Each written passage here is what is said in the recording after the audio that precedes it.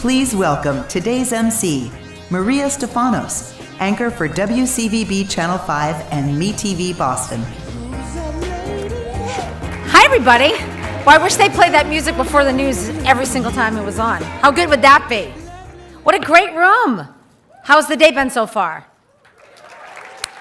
Love it. I really am happy to be here. I was going to say women power, but you're a guy.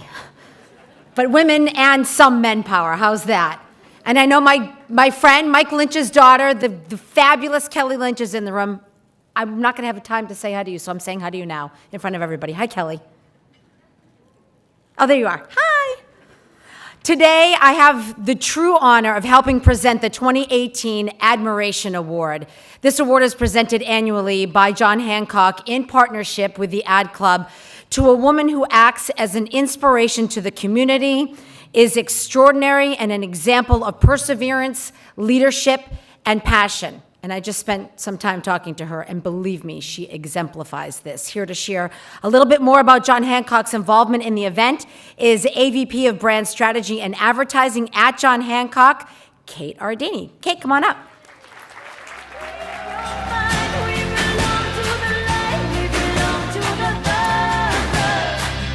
Thank you, Maria. A lot of walk-up song.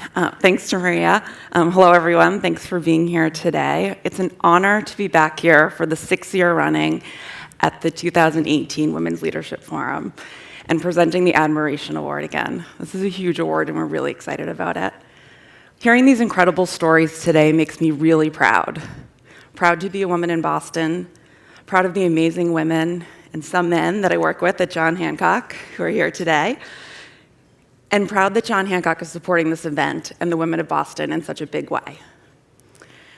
The entire team at John Hancock really looks forward to this event every year, and today I'm happy to say that I'm joined by 150 John Hancock employees and guests. I'd like to take a minute to ask them to please stand. Stand. Come on, guys, stand up. Be proud.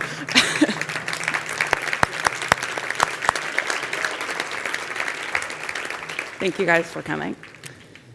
So on behalf of this group, I'd really like to thank you again for the honor of letting us sponsor this event in such a big way. It means a lot. And once again, for letting us present this Admiration Award. And here to tell you more about our incredible recipient, you guys are gonna love her. She's a powerhouse. Maria's gonna tell a little bit more. Thank you. You're welcome. Thanks, Kate. So today's awards recipient is the founder, the president, the CEO of Mothers for Justice and Equality. Her name is Monalisa Smith. And once you meet her, you're not going to forget her. She's actually just back from our nation's capital. And she went on a bus 9 hours down with a whole bunch of kids, 9 hours back, and really made a difference like everybody did this weekend in our whole entire country. Really powerful lady. She is a Dorchester, yes, we'll clap for that. I'm not sure she was going to tell you about it, so I thought I'd break the news to you that she did something really incredible this weekend. She is a Dorchester native, proud, a local civic leader who used her corporate background as a director of community investment for Citizens Bank, Massachusetts, to help really drive a movement of mothers looking to put an end to youth violence within their own neighborhoods, where we live, who we are. The mission of Mothers for Justice and Equality is to end neighborhood violence by empowering mothers and the kids to challenge the normalization of violence and move past that and become effective catalysts for change in their homes, in their schools, and in their communities. They harness the innate power and fierce love of mothers to create neighborhoods where playgrounds and sidewalks are finally safe. By reclaiming the identity of the community, the hope is that they restore this sense of hope and purpose for children, youth, and adults. Really, one of the most inspiring things about Mothers for Justice and Equality is that they enable mothers to become catalysts for change at home and advocates for real change in their neighborhoods. That beyond the tragedy, they push through that and they say, what can we do to move this conversation forward? What can we do to make these neighborhoods safer? Let's look at a quick video together.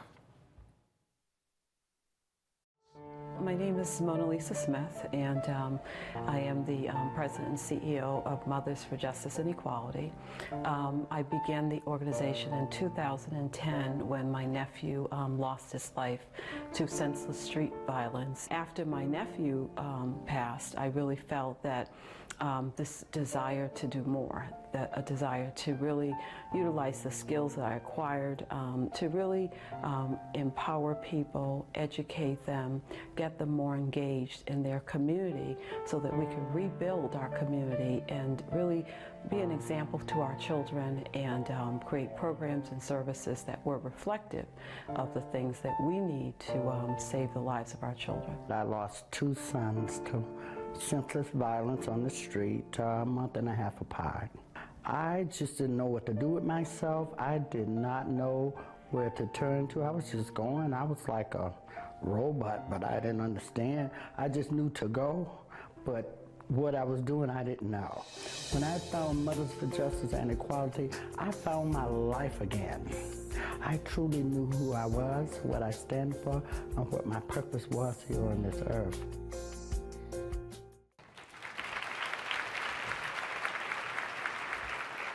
Now, ladies and gentlemen, please help me welcome your 2018 Admiration Award recipient, the founder, the president, the CEO of Mothers for Justice and Equality, someone who's giving a lot of people purpose, Monalisa Smith.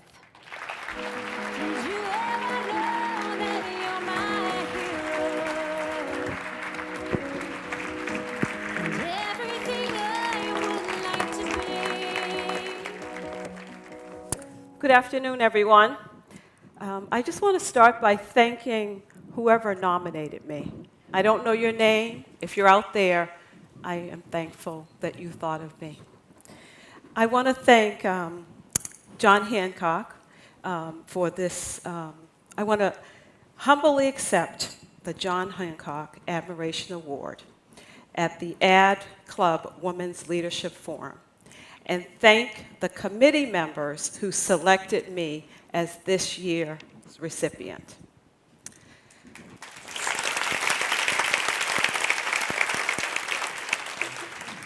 I would like to take a moment to recognize the mothers who have come out with me today. Eileen Patterson and Edna Smallwood, would you please stand so we could acknowledge you?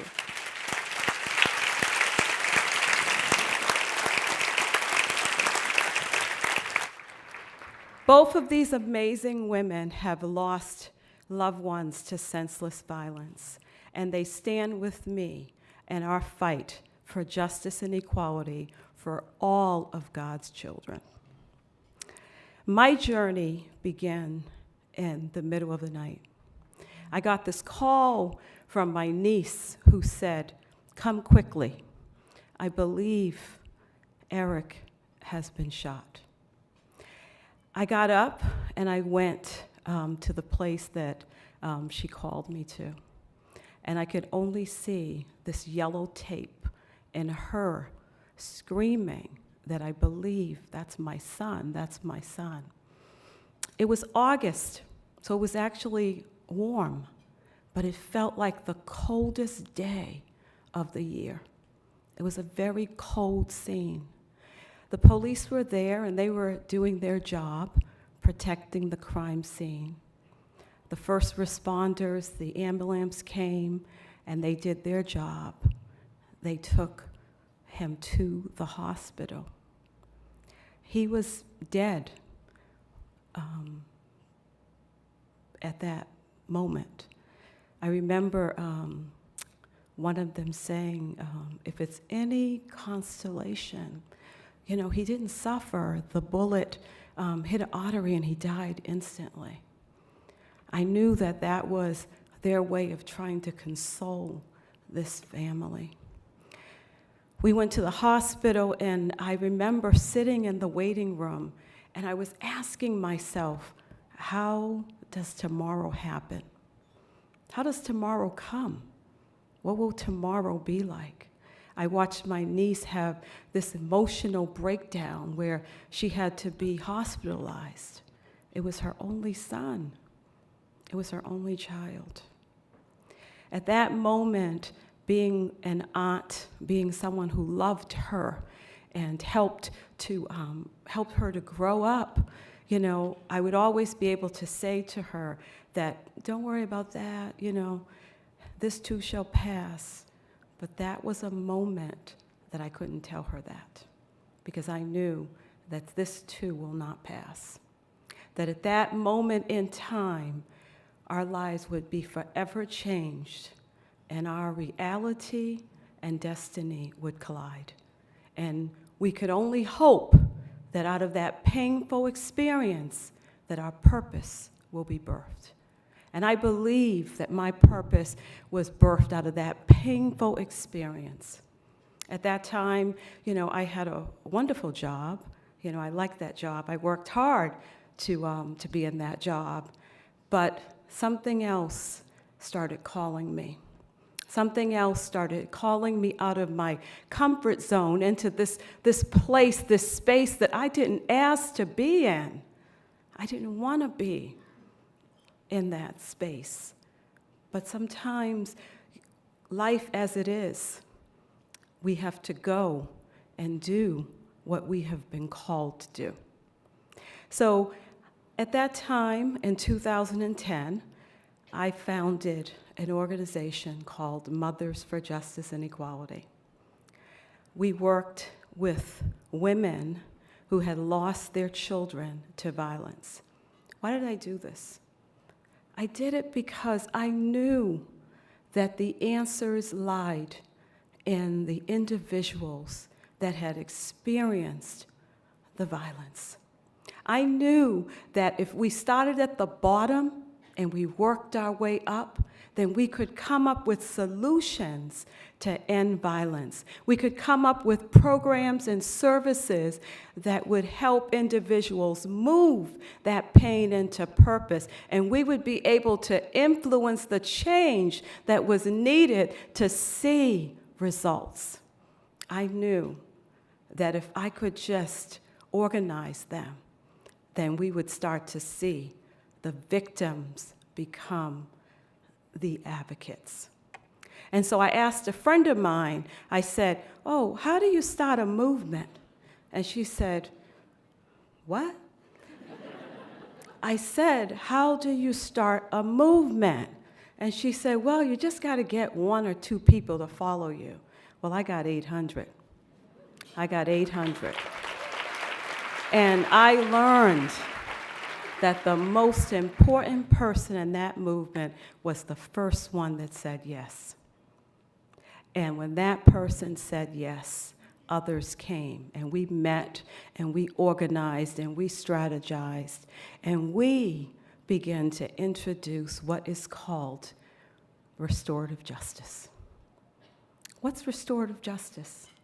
Restorative justice is being able to forgive those who hurt you, being able to go into prisons, being able to speak to those who took your loved one's life and begin to humanize them and help them to understand the pain that they have inflicted on others. Why would you do that? Because our mission is to end violence.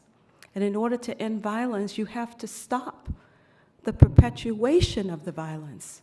So you have to go to those who are committing the violence and begin to help them to get jobs, to get educated, to understand, to begin to feel.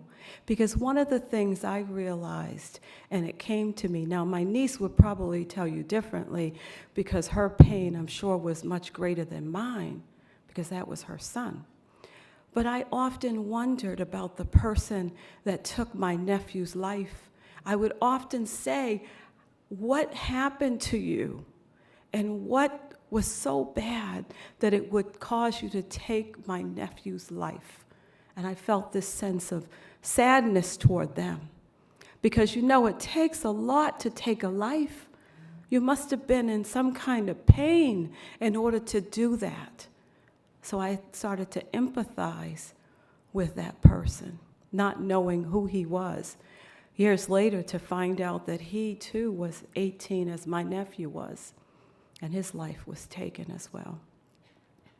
I think about who am I and how did I come to this moment in time? And I have to think back to, me as a person. And I remember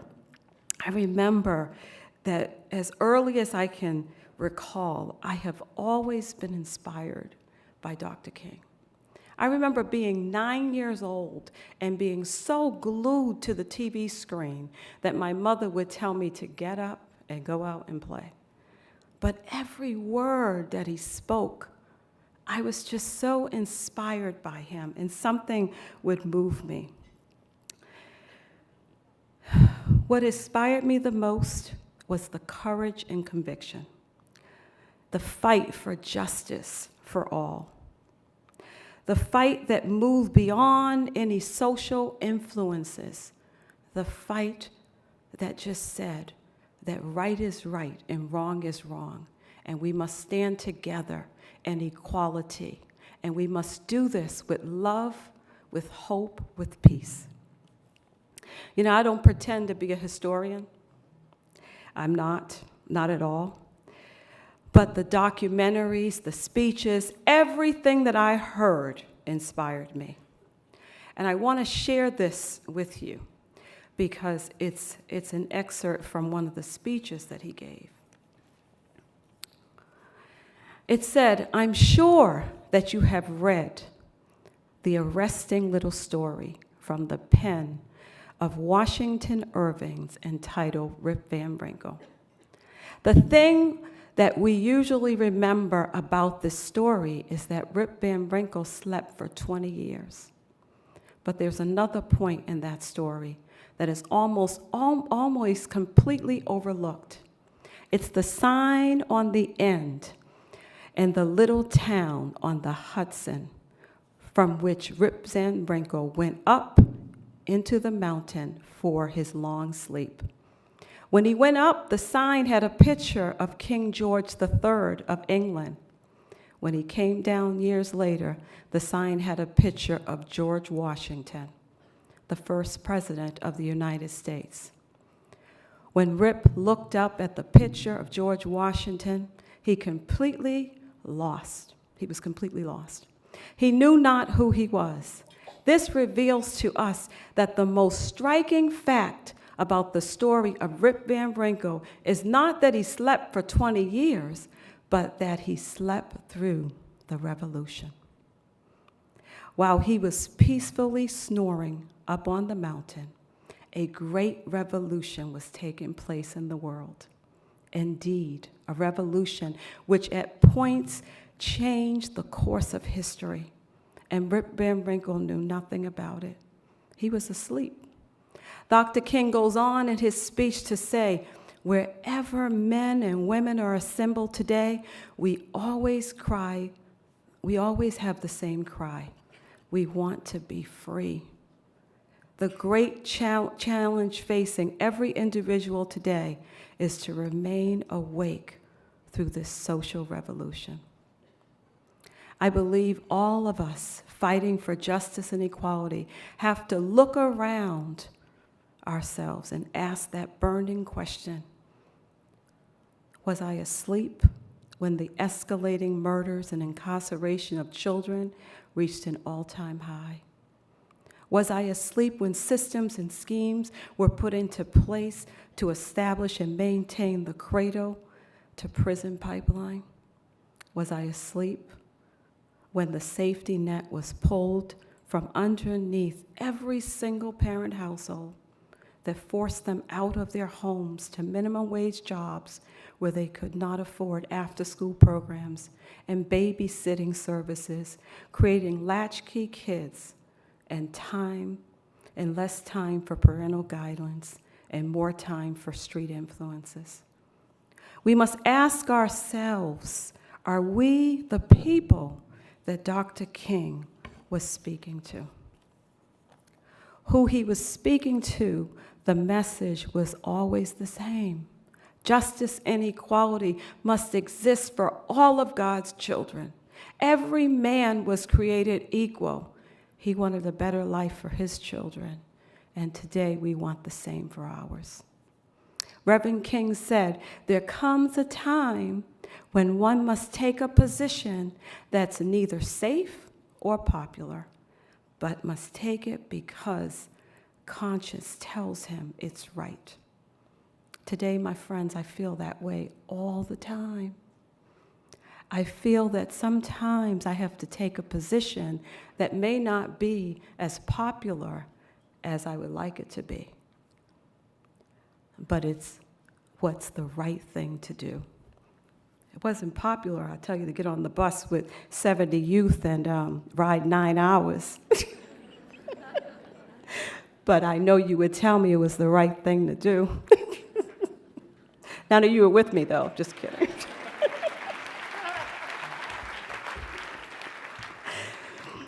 Thank you. So you see, today, our call is even greater. It's even greater, where we have to worry about sending our children to school. Will the shooter be one of their best friends? Today is even greater when we have to think about our children losing their lives to senseless gun violence and the difficulty with getting just sensible laws passed. The fight is even greater for us today. Even greater. Frederick Douglass said, where justice is denied, where poverty is enforced, where ignorance prevails, and where any one class is made to feel that society is an organized conspiracy to oppress, rob, and degrade them, neither person nor property will be safe. Today we bear witness to what was spoken back then. We see an escalation of violence in homes and schools. So I believe that we have to stay awoke. I think we have to stay awoke in this great revolution that we're facing today. I think it's a call to all of us to maybe just shake one another and just say, are you awake? Are you watching what's happening in our nation? Did you hear Monalisa's story and the pain of her losing her nephew? Do you know that there's other countless mothers that share the same story that I share? They're in Chicago, they're in Florida, they're in Baltimore, they're in Detroit. Too much loss. Mothers and fathers and siblings should never have to bury their children prematurely. And Monalisa shouldn't have to tell you this story. She should be able to tell you jokes and not have to tell you about the loss of life. So I asked you today, think about that. And what can you do to make life a little bit better for others? There are so many talented people in this room that possess so many skills.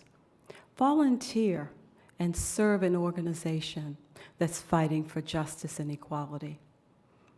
If you can't give financially, give your time. Use your pen, raise your voices, pick up the phone and call. If you see something that doesn't look right, say something. Also, think about a donation. Maybe we don't buy lunch for a month, or maybe we don't eat dinner out for a month. And maybe we save that and we make that donation to an organization that's fighting for justice and equality. There's so many ways for us to get involved in this work. The call is now. The revolution is happening. And I know none of us are Rip Van Winkles. We're not asleep, we're wide awake. And we are all going to fight for justice and equality for all. Thank you.